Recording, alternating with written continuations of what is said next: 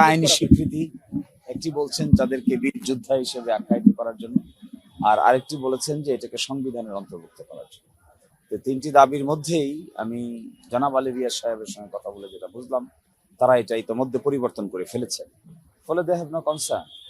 তারা যে কনসার্নটা রেজ করেছিলেন, হ্যাঁ, যারা জুলাই এত বড় অবদান রেখেছেন তাদের তো একটা কনসার্ন থাকতে পারে।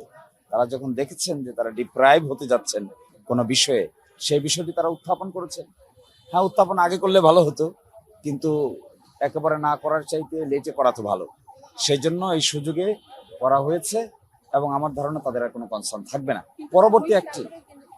পরবর্তী একটা প্রশ্ন থেকে যায় বাস্তবায়ন রিলেটেড কমিশনে আমরা যে কথা বলেছিলাম সেটা ছিল যে এই বাস্তবায়নের জন্য একটা আদেশ হবে, আদেশের ভিত্তিতে গণভোট হবে, গণভোটের পরে একটা সংসদ গঠিত হবে।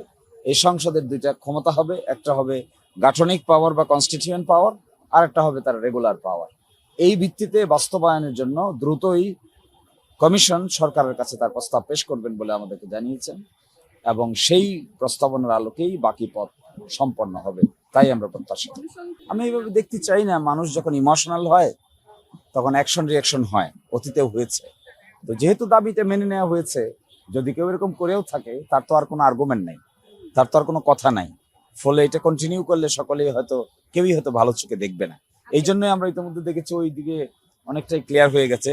সিকিউরিটি এজেন্সি তাদের কন্ট্রোল নিয়েছেন, আমরাও অংশগ্রহণ করতে যাচ্ছি। সুতরাং আর শঙ্কা থাকছে না, কিন্তু বাস্তবায়ন নিয়ে একটা কথা থেকে যায়। সেই কথাটার জন্যই তো আমরা প্রায় 2 মাস আলোচনা করেছি ঐকমত্য কমিশন, এবং সেখানে এসে কনক্রিট প্রস্তাব বের হয়েছে।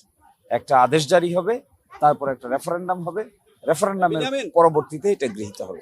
এনসিপির দেখবেন তারা একটা স্টেটমেন্ট দিয়েছে গতকালকে রাতে। স্টেটমেন্ট দিয়ে তারা বলেছে আপাতত তারা করবে না। এর মানে এরপরে আবার ঐকমত্য কমিশন বলেছে যে পরেও স্বাক্ষর করার সুযোগ থাকবে। তাদের কনসার্নটা হলো বাস্তবায়ন নিয়ে, তাদের কনসার্নটা হলো সনদের ভিতরেই বাস্তবায়নের মেকানিজমটা বলা থাকা উচিত ছিল, এই হলো কনসার্ন। আর ঐকমত্য কমিশন বলছে ওই বাস্তবায়ন আদেশটা আলাদা করে হবে। সুতরাং কনসার্নটা আমার ধারণা মিটমাট হয়ে যাবে, এবং ঐকমত্য কমিশনের পরবর্তীতে স্বাক্ষর করার একটা সুযোগ থাকছে। এবং যদি আজকের পরে সরকারকে তাড়াতাড়ি এই রিকমেন্ডেশনটা পাঠানো হয় আর সরকার সেটা অ্যাকসেপ্ট করে দ্রুত আদেশ জারি করে দেন, তাহলে তার কোনো অসুবিধা থাকছে না। সেক্ষেত্রে বিষয়টা একটু বলতেন যে আমরা জেনেছি যে গণভোটের সাথে একমত হয়েছে বিএনপি সহ সকল রাজনৈতিক দল। সেক্ষেত্রে গণভোট যদি হয় সেটি কখন হবে, আপনারা কি সিদ্ধান্ত জেনেছেন? গণভোট হচ্ছে, এ ব্যাপারে কারো কোনো দ্বিমত নেই। প্রশ্ন হলো কখন হচ্ছে।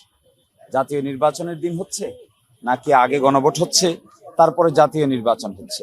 এই ক্ষেত্রে পক্ষে বিপক্ষে আর্গুমেন্ট আছে, তো এইটা সরকার নির্ধারণ করবে। আমরা দাবি উত্থাপন করেছিলাম যে বিষয়টি খুব গুরুত্বপূর্ণ এবং জাতীয়ভাবে ইম্পর্টেন্ট, সেজন্য এটি আলাদাভাবে করা উচিত।